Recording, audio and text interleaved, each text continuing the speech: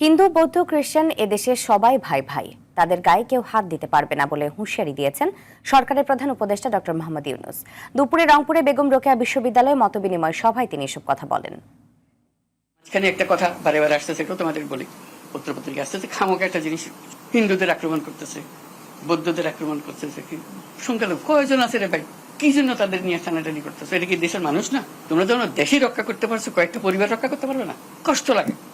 সেও তোমাদের সঙ্গে ছিল, তার ছেলে তোমার সঙ্গে ছিল, কিন্তু বাড়ি গিয়ে দেখে যে তার লুটপাটওয়ালারা করতেছে এগুলো। কোনো যে ইচ্ছা করে আর হলেও অন্যের মদতে যারা ইন্ধন যোগাইতেছে, একটা গোলমাল লাগাই দেওয়া, গোলমাল লাগাইতে পারলে তাদের খুব মজা, যে আজকে ভালো লাগলো।